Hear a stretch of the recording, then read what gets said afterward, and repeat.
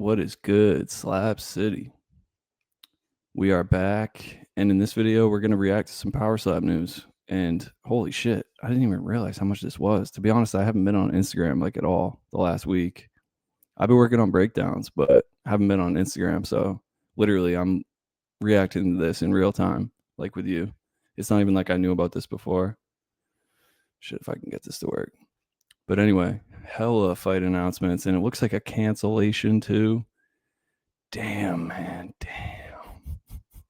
Why? That was such a good match. But anyway, yeah, in case you were wondering, this is in fact a Dunkin' Donuts cup with beer in it. Why? Because I just don't give a fuck. And I've had a couple drinks, so this should be good. This should be fun. Whenever I have a couple drinks, let's just say the mouth flows. So, all right, I don't even know where to start. God damn. I don't even know where to start. I guess we'll just scroll all the way down. It looks like Hollywood Haley J is going to be taking on Ellie Dempster in a flyweight match Friday, October 3rd. I'm going to be there for that one. So, okay.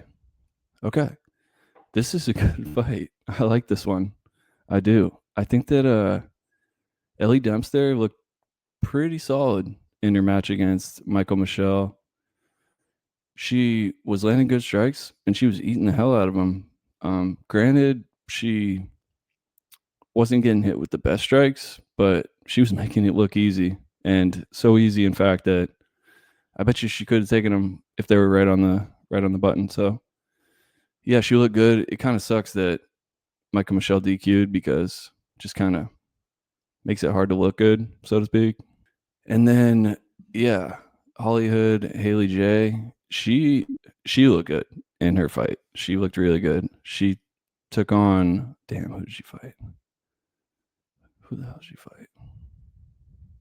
Oh, Hintz, who I think is good, and took care of her. So, yeah, she looked really good.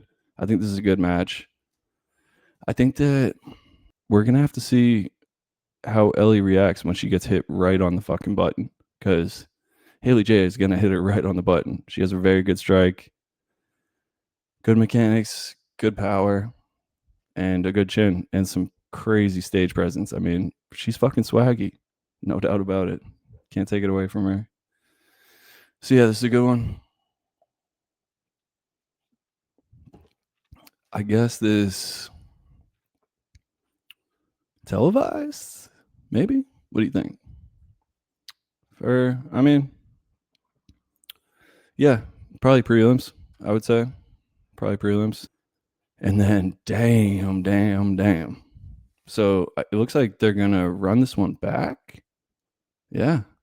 Hell yeah. We got my dog, Nate Burnard, taking on Aaron Turner. I mean, talk about two fucking units. Okay? Units. These dudes are massive. So I've met Aaron Turner in person. The dude is a fucking skyscraper. Like, I am 6'2.5", straight up. Was towering over me. Like, he seemed like he was like 6'10", like fuck 6'7". He seemed like he was like 6'10". Nate didn't get medically cleared in New Orleans, so Turner ended up taking on Ro Montana, and so he's gonna run it back with Nate. I think that, look, Turner will look solid, and he made a lot of improvements in his last match. He's got his fucking work cut out for him with Nate. He really does.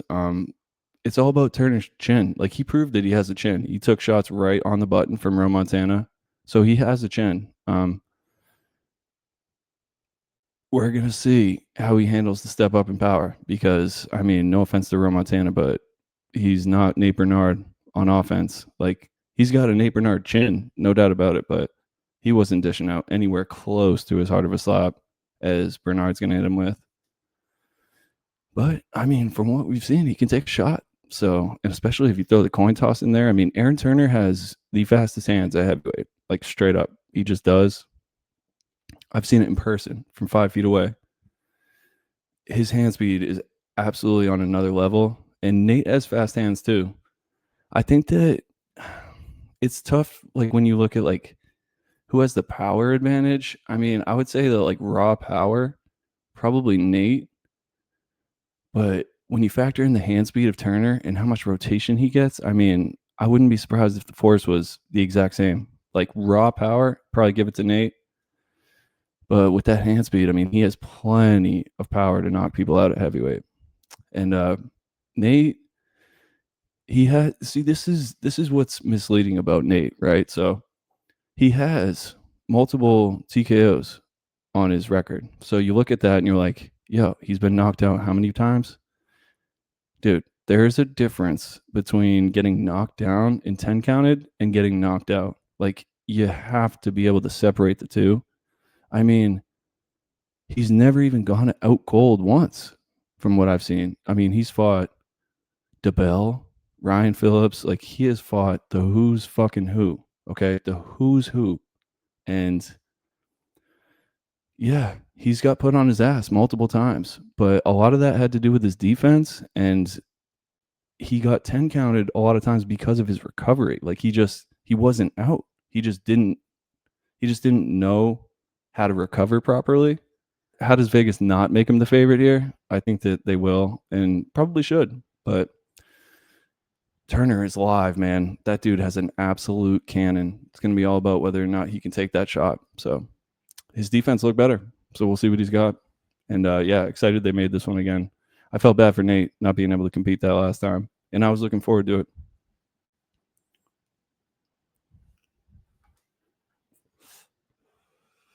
Jesus, dude, I don't even want to look at that, but we'll get there. We'll get there. There's so much fucking shit to go over. Goddamn. Zach Lansing taking on Juicy Finau. So Zach Lansing, my fellow Granite Stater. That's where I'm from, born and bred. Shout out to New Hampshire all day, every day. And getting a second shot here. He lost to Rome, Montana, I believe. He didn't look bad. He didn't. He had a good chin.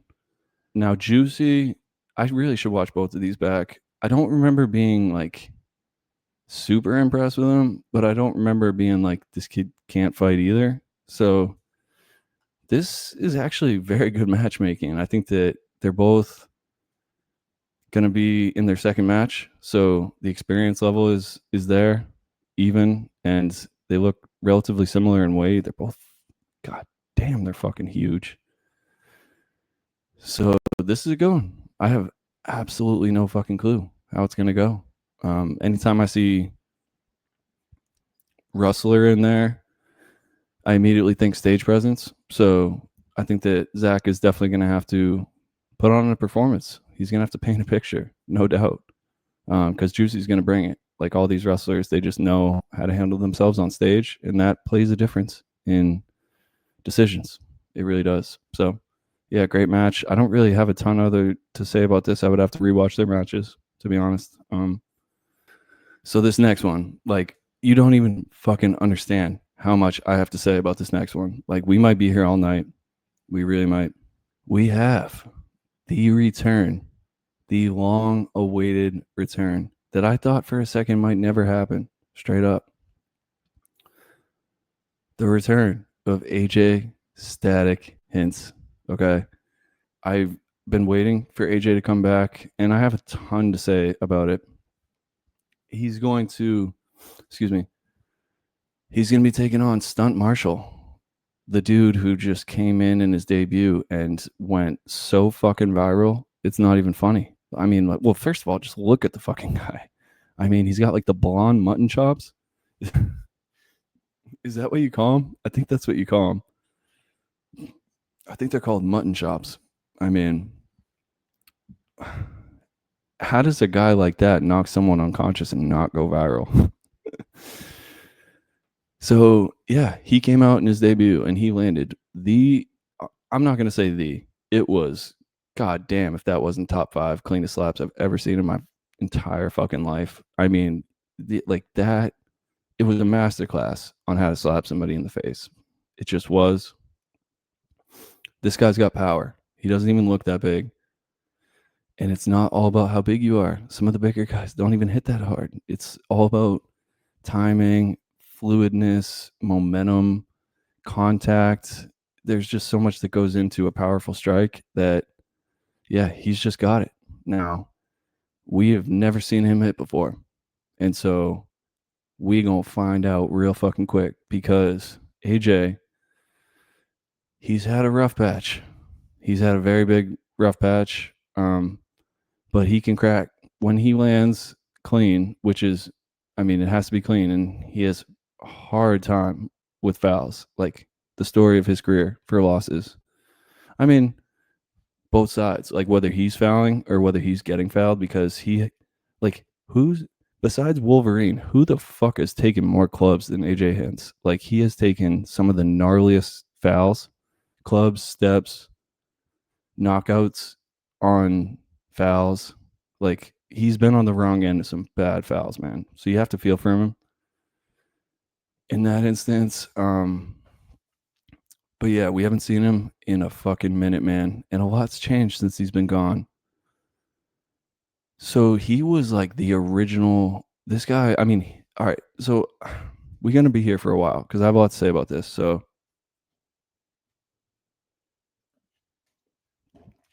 I've never even talked about how I got into Power Slap, like how I first like found Power Slap. One night I was at my mom's crib in New Hampshire, like summer night. I couldn't sleep, and I was just like, "Fuck it, I'll watch it." And AJ Hintz was the first dude I saw. It was him. I saw him versus Wolverine. Was the first fight I ever saw, and he was out there just so undersized, getting absolutely fucking smacked, dude, and just hanging in there. And he had swag. So I mean, he has swag. So he was like the first person that I was a fan of in Power Slap. And so watched a couple and was like, this wasn't as bad as I thought, and then went about my business. And then like the following, like right after Power Slap 7, ironically, which is when he last fought, like right after I like rediscovered Power Slap and just fell in love with it. And the rest is history. But yeah, anyway, short spiel on how I found Power Slap, but he was the original dude, man. Comes out and beats Frank Collin to get onto the show. I mean, that was the real deal. Now, say what you want about it. It was impressive. Like, he was at heavyweight, dude. This dude is like 5'9", like 5'9". It was like not even physically possible how he was doing this to people, that he was just so consistently undersized. Comes out, beats Vern to become the light heavyweight champ. I mean, like, he's probably a welterweight when you come down to it. All right, I'll give him middleweight, whatever. We'll give him middleweight. But just fights the majority of his career at light heavyweight and then hits a very, very rough patch. Starts getting knocked out. I believe it started with the Russell one, when Russell stepped on him and knocked him out cold. That was bad. Then Turpin, then Azael. So he's hit a very, very tough stretch. And you know what happened, in my opinion, was that he was just like, his chin in the beginning, and he had good power, was just so far ahead of everybody else that it was just so clear that he didn't train. And the game caught up with him, straight up. There's no other way to say it. He was just so ahead of the pack, and the game just caught up with him. So I'm so curious to see how he looks when he comes back. And I can tell you right now, it's not going to be in the middle. He's either going to come out and look like he's about to be champion again, or he's going to come out and look mid. It just is what it is. There's just really no middle ground. He's either dialed and he's landing good strikes and he's got power and he'll fucking knock you out, or he won't. And against the bigger guys, or the best in the world, you can get him now. But who knows with Stunt Marshal? I mean, we've never even seen him take a hit. I'm very confident that AJ, no matter what, is going to be able to take one from Stunt Marshal. So we are going to see Stunt Marshal get hit here. It's all about whether or not AJ can find that chin, because he has some where it's like he'll throw and it's like, holy shit, like what were you even aiming? It's like he could throw an amazing strike and knock you the fuck out, and then he can just throw one and just straight up hit the neck. Like, it's like not even, it's just two polar opposite guys sometimes. It's like he's either the best of the best or super mid. So we're going to find out. And a lot's changed since then. A lot of people have started training even more now, so I hope he has been training. But I mean, you know what's crazy about power side betting too is that like I honestly bet you that they make Stunt Marshal a favorite here, which is if they make Stunt Marshal a favorite, I'm instantly betting AJ. The problem is the fouls with AJ. It really is. So maybe I don't know. We'll see. Hard to imagine a world where AJ Hintz is a dog against a guy that we've never even seen get hit. So I'm hoping he is. I'll probably end up betting it if he is, but who knows? So yeah, I've been waiting for this for a minute. I don't know where he's been doing, if he's been training, who knows? We're gonna fucking find out. But it's good to see him back because he's too young to give it up. And I think that it's actually good that he took a lot of time off. Hopefully he wasn't taking hits in that time. Because if he got to recharge his chin and work on his neck strength, I mean, this guy had one of the strongest necks in all of power slap, if not the strongest. So yeah, looking forward to this one.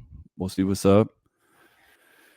Now we got to get to this. This is like one of the most real reactions ever because I literally just opened this shit up and decided to react to it. So Luke, breaking news, is out of Power Slap 15 match against Austin Turpin, man. Damn. I'm sad about this for a few reasons. Okay. First, it was just a fucking great fight. Like straight up. There's no other way to say it. This was a phenomenal match. Phenomenal matchmaking by Power Slap here. What also sucks is that Luke, arguably, I mean, I'm not even sure how he got that match coming off a knockout loss against Klingbeil. He was, if you listen to the channel, you would know that I thought that he should have fought Wolverine instead of Russell. So like he was like up there, like should have already fought for the belt, in my opinion, but ends up getting knocked out by Klingbeil and then somehow falls ass backwards into a co-main event against Austin Turpin, the biggest draw in Power Slap. It sucks because that was such a good opportunity. So I hope all is well with him. Luke's a friend of mine. I fuck with him. He's a good dude.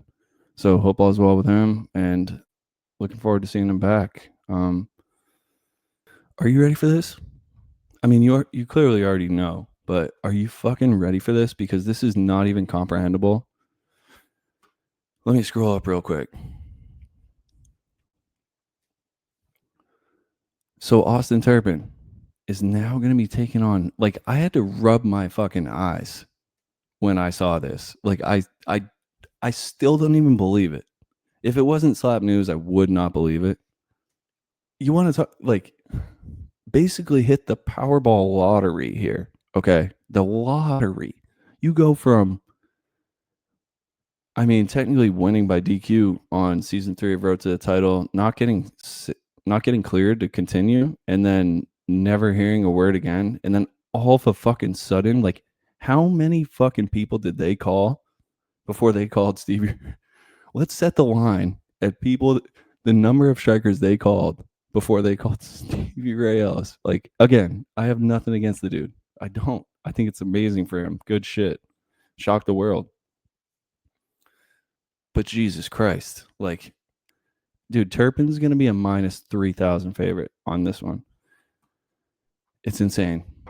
It is insane. It honestly, like, if it wasn't Turpin, this is the luxury for Power Slap of having Austin Turpin. Like, this is the most astronomical change in the world, but because Turpin is still in, it doesn't fucking matter. It doesn't. Like, okay, it matters because Luke was a much bigger name than Stevie Ray, and it was a big fight. But at the end of the day, Turpin's still in there. So, like, as much as it matters, it doesn't matter at the same time. That's the luxury you have with Austin Turpin. So, as much as you want to be like, holy shit, the card's over, he's still on there. So, despite the fact that I just don't think it's going to go well for him, you got to be happy for him. And shout out to him for taking the opportunity. And by the way, I'll set the line for the number of people that they called at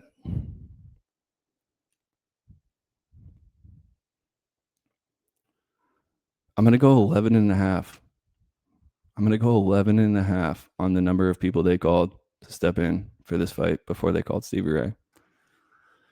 But anybody that's out there that has been trying to get a match, that hasn't gotten a match, if this shit can happen, you are so live. Like, you are so fucking live. It's not even funny. Still can't comprehend it. But at least Turpin's still on the card, because if Turpin pulled out, that would have been a fucking huge issue. Okay. There's only one title fight on that card. And so, yeah, Turpin needs to stay on that card. That was a lot of news to go over. I'm sure there'll be more, but damn, I just logged on and saw all that, so I had to react. Yeah, anyway, hope y'all enjoyed this. Drop a comment. Let me know what you think about the fights. And yeah, look out for the breakdowns. Till next time, like, comment, subscribe. Peace.